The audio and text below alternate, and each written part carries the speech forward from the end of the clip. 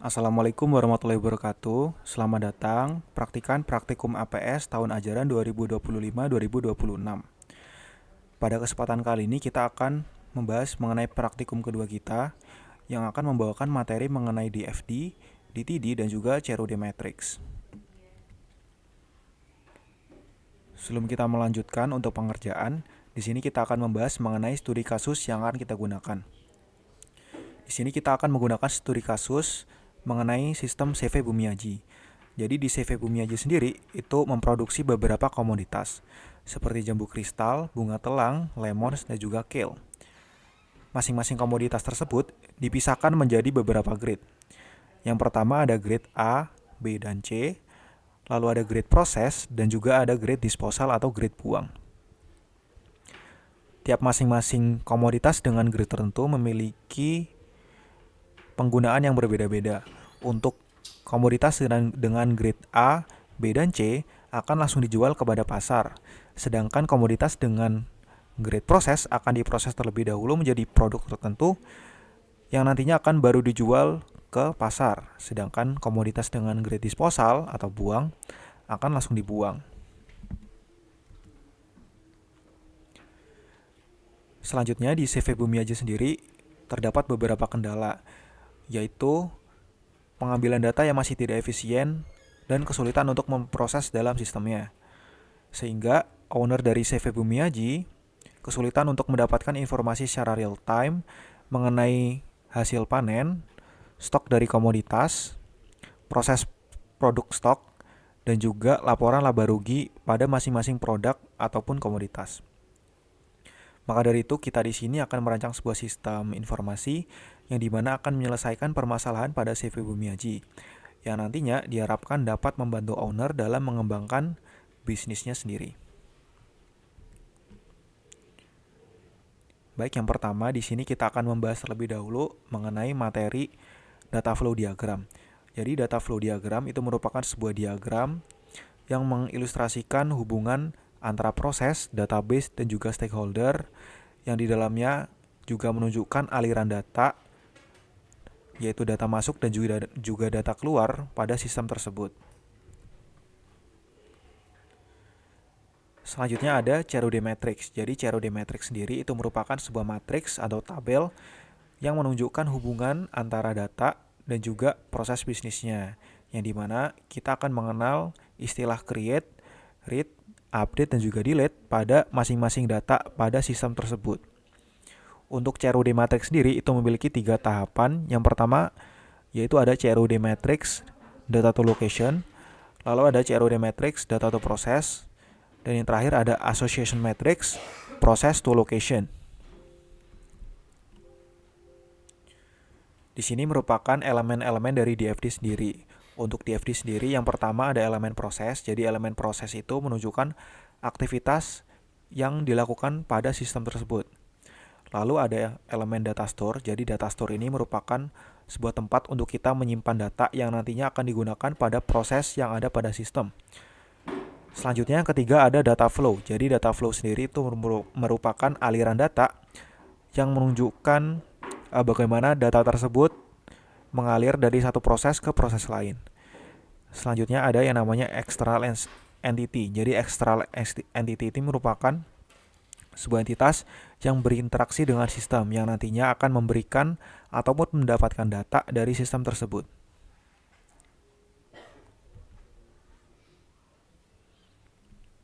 Berikut merupakan tahapan dari praktikum kali ini. Jadi yang pertama kita akan membuat yang namanya overview diagram. Jadi overview diagram sendiri itu merupakan gambaran secara general dari sistem yang menunjukkan aktor serta bagaimana mereka berinteraksi di dalam sistem. Yang kedua, kita akan membuat CRUD Matrix Data to Location. Jadi di sini kita akan menentukan akses dari masing-masing aktor pada setiap data. Untuk yang ketiga, kita akan membuat DFD level 0. Jadi di DFD level 0 kita akan menunjukkan aliran data antara sistem dan juga entitas eksternal serta memberikan gambaran menyeluruh tentang sistem tersebut. Yang keempat, kita akan membuat decomposition tree diagram, yang dimana decomposition tree diagram sendiri itu akan menunjukkan proses apa saja yang terjadi pada sistem. Yang kelima, kita bisa membuat DFD level 2. Jadi DFD level 2 ini akan mendetailkan DFD level 0 yang akan memberikan gambaran secara detail mengenai subproses pada sistem. Setelah itu, kita bisa membuat DFD level 1, yang dimana DFD level 1 sendiri itu merupakan gabungan dari DFD level 2, sehingga kita bisa melihat proses sistem secara keseluruhan dengan detail. Selanjutnya kita bisa membuat yang namanya CROD matrix data to process, yang dimana pada CROD matrix data to process akan memetakan data terhadap proses-proses sistem serta menjelaskan proses mana yang bisa melakukan create, read, update, dan juga delete data tertentu. Dan yang terakhir ada yang namanya association matrix. Jadi di sini kita akan melihat keterlibatan aktor pada setiap proses yang ada pada sistem.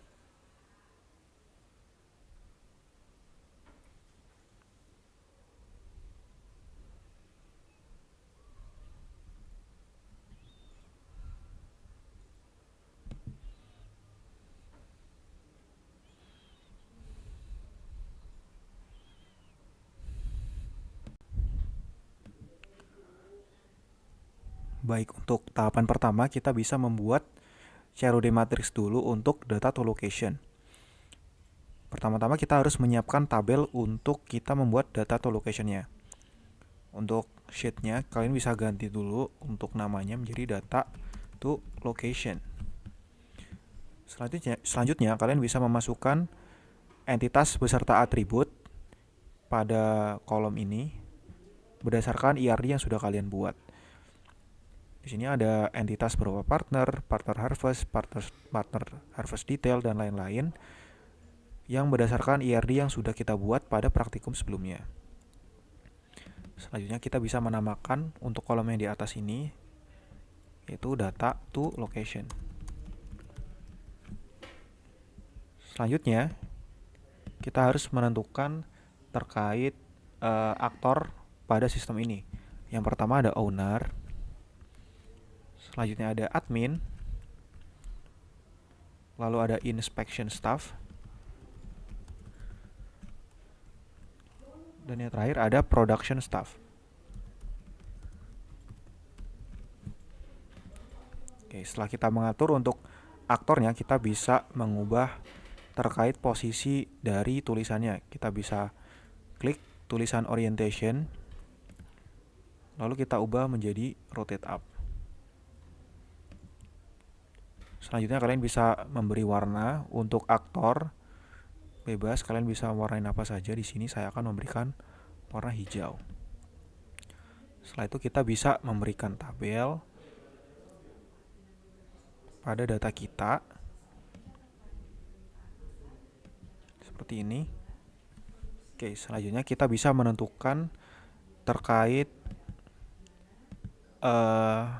CRUD dari masing-masing aktor ini terhadap data yang ada pada entitas kita. Yang pertama kita bisa menentukan untuk aktor owner terlebih dahulu, yang dimana owner ini memiliki akses penuh terhadap sistem. Jadi yang pertama untuk data partner sendiri, yaitu bersifat all, yang dimana owner itu bisa mengakses keseluruhan data, baik itu create, read, maupun update. Jadi kita bisa tuliskan CRUD di sini, lalu kita bisa samakan aja untuk semua atributnya. Lalu untuk partner harvest, owner juga bisa mengakses keseluruhan data, jadi kita bisa tuliskan all, dan untuk aksesnya itu berupa create, read, dan juga update. Lalu untuk partner harvest detail, kita juga tuliskan all, lalu untuk aksesnya yaitu create, read, dan juga update. Ulangi langkah untuk keseluruhan entitas karena owner memiliki semua akses pada keseluruhan data. Kita bisa melengkapi aja di sini.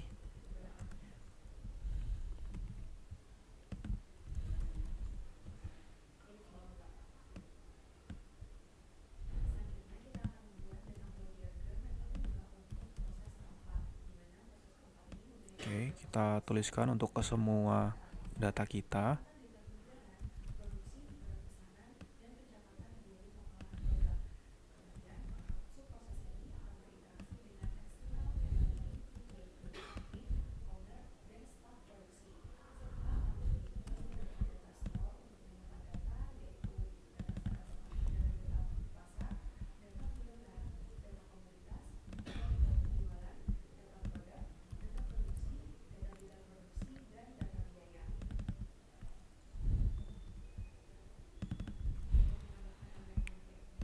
Oke, kita tambahkan untuk production detail juga di sini.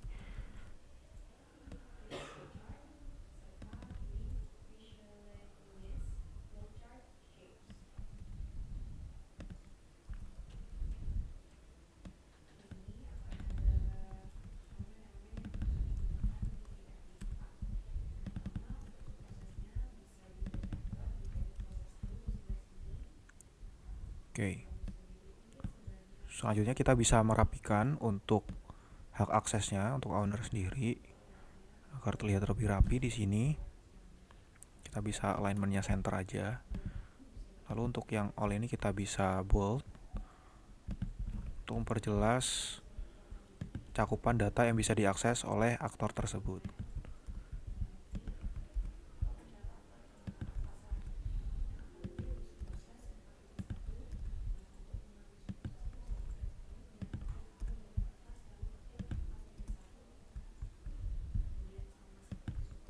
Oke, setelah ini kita akan lanjut untuk aktor selanjutnya.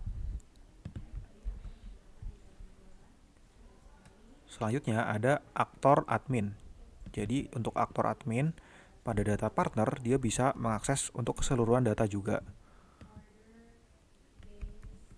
Namun untuk hak aksesnya di sini admin hanya bisa create, read dan juga update. Jadi dia tidak bisa melakukan penghapusan data atau delete. Jadi kita bisa tuliskan CRU aja di sini. Lalu kita bisa blok untuk keseluruhan atributnya. Selanjutnya untuk partner harvest, admin juga bisa melihat atau mengakses keseluruhan data. Jadi kita bisa tuliskan all. Dan untuk hak aksesnya yaitu kita sama yaitu CRU. Untuk partner harvest detail juga sama, kita tuliskan all di sini. Dan untuk hak aksesnya di sini CRU atau create, read dan juga update. Jadi kebanyakan admin memiliki akses untuk keseluruhan data, cuman dia hanya bisa melakukan create, read dan juga update. Kita bisa tuliskan dulu untuk atribut dan juga entitasnya di sini untuk keseluruhannya.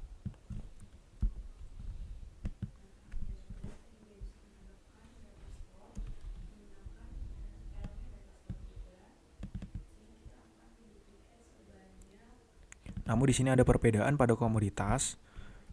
Jadi meskipun admin bisa melihat keseluruhan data, tapi di sini untuk hak aksesnya yaitu admin hanya bisa melakukan read data tersebut atau melihat data tersebut tanpa bisa membuat ataupun mengupdate data tersebut. Jadi di sini kita hanya tuliskan R aja atau read. Jadi sama seperti commodity, grade juga sama. Admin memiliki hak semua grade untuk diakses, cuman untuk hak aksesnya di sini hanya read saja.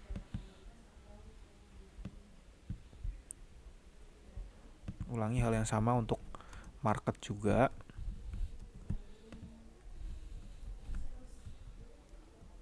Untuk sales, di sini admin bisa mengakses semua penjualan dan bisa melakukan create dan juga create, read dan juga update. Untuk sales detail di sini sama, admin bisa mengakses keseluruhan data dan bisa CRU data.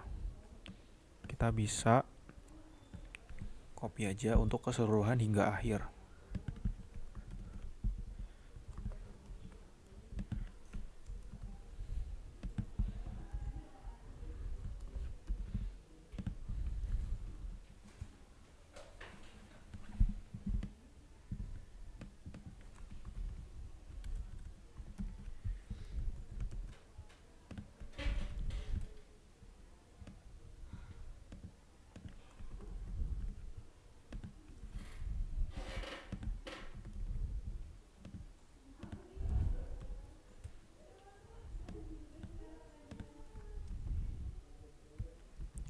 Oke, setelah aktor admin selesai, kita bisa melanjutkan untuk aktor selanjutnya yaitu staff inspeksi. Di sini kita bisa rapikan dulu untuk tulisannya. Jadi yang pertama, untuk aktor inspeksi sendiri itu tidak bisa mengakses data partner maupun data lain. Jadi kita bisa mengosongkan untuk yang partner di sini. Selanjutnya kita bisa menentukan untuk akses data partner harvest. Di sini staf inspeksi bisa mengakses semuanya. Namun namun dia hanya bisa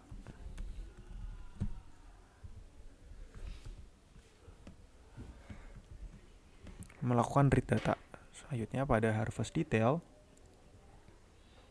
dia bisa akses semuanya, namun dia hanya bisa melakukan read dan juga update di sini.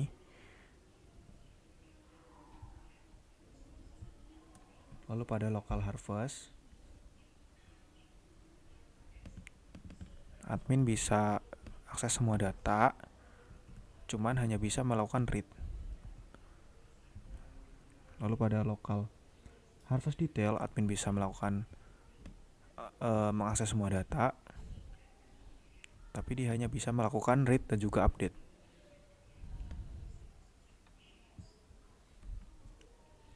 Lalu pada komoditas,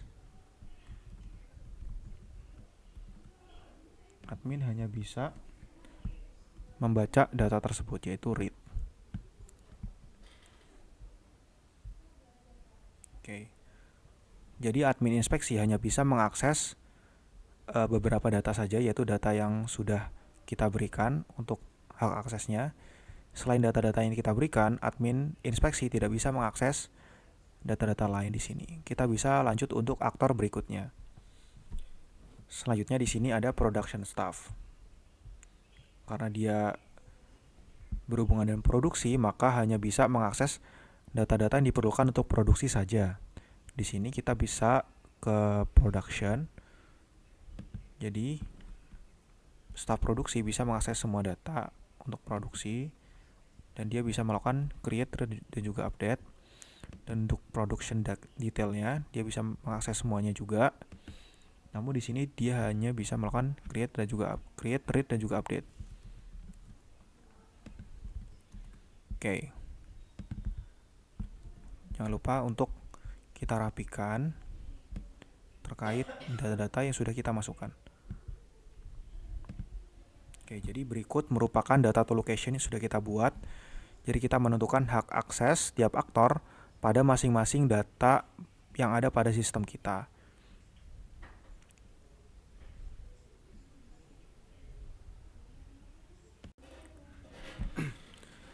Baik, untuk tahapan selanjutnya kita akan mulai membuat DFD, yaitu dimulai dari DFD level 0.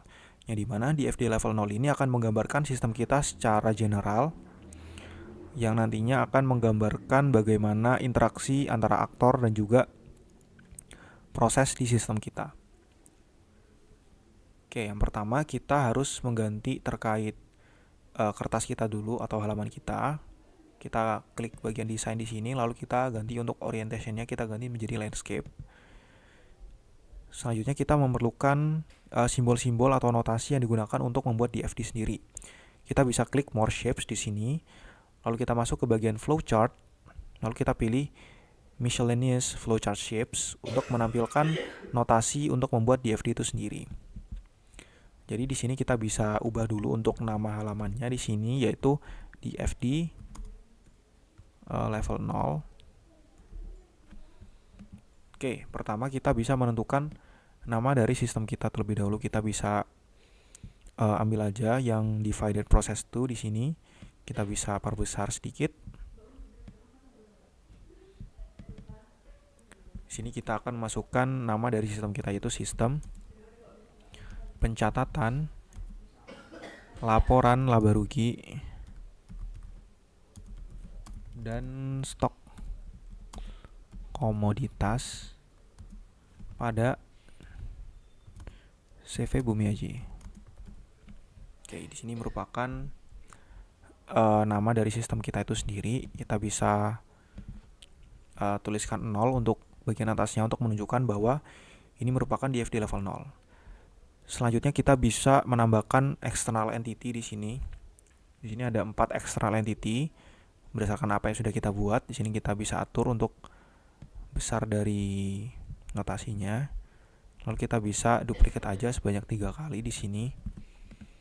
Lalu kita bisa menempatkan sesuai dengan kebutuhan agar datanya tidak saling bertabrakan nantinya. Baik, selanjutnya kita bisa menuliskan yang pertama di sini ada entitas production staff.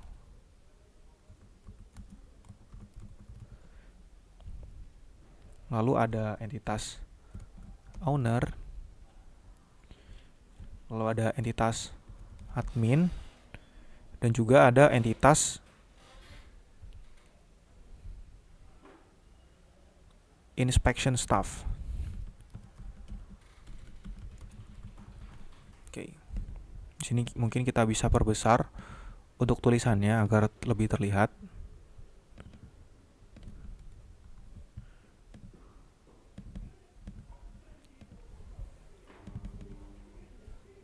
Oke. Setelah kita menentukan nama sistem kita beserta eksternal entitasnya, kita bisa memulai untuk mengalirkan data pada sistemnya. Di sini kita bisa menggunakan yang namanya konektor. Karena data pada sistem kita itu berupa data masuk dan data keluar, jadi kita memerlukan 2 panah pada masing-masing eksternal entitasnya. Jadi kita perlu membuat yang namanya titik baru di sini karena cuma ada 3 titik ya di sini agar lebih rapi. Untuk cara membuat titiknya, kalian bisa klik connection point pada bawah rectangle. Lalu kalian bisa tahan kontrol dan klik pada notasi yang kalian ingin beri titiknya. Di sini kita memberikan pada production staff dan juga kita bisa memberikan juga di sistemnya kita. Seperti ini, kita bisa berikan titik aja. Selanjutnya kita bisa memberikan konektor di sini untuk menghubungkan antara entitas kita dengan sistem. Oke. Lakukan hal yang sama untuk keseluruhan entitas dengan sistemnya.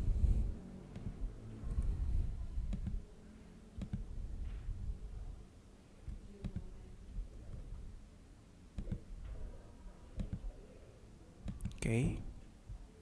Di sini kita bisa menambahkan untuk keseluruhan dulu.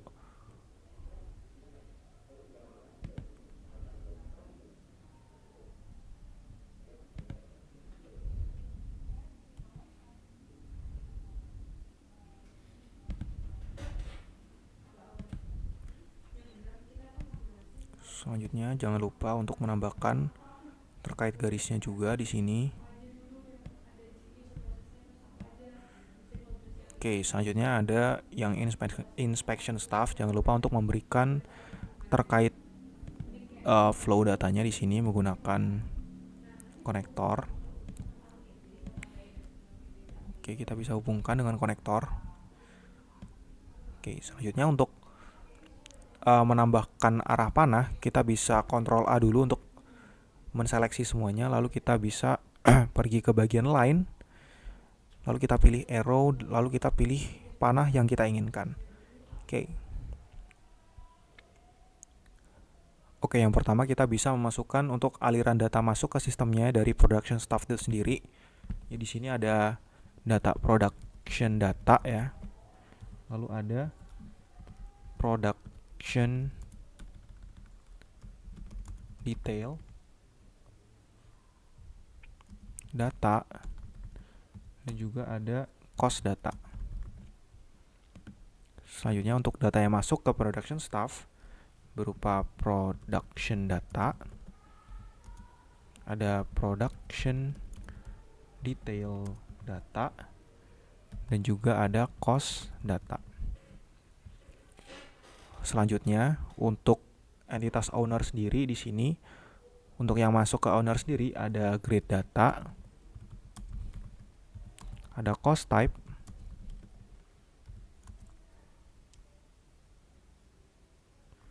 lalu ada profit and loss report untuk laporan laba ruginya nanti,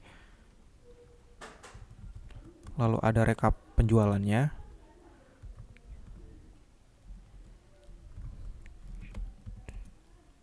lalu ada rekap dari panennya.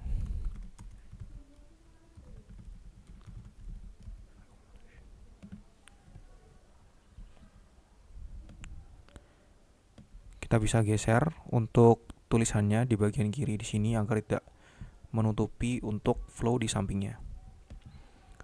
Selanjutnya untuk data yang owner berikan kepada sistem, di sini karena owner bisa mengakses keseluruhan data, jadi di sini semua data bisa owner create atau buat untuk masuk ke dalam sistem. Jadi di sini kita bisa menuliskan aja untuk semua data yang ada di sistem kita.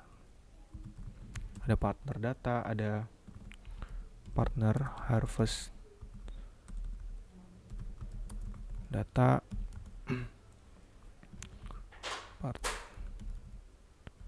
partner harvest detail data,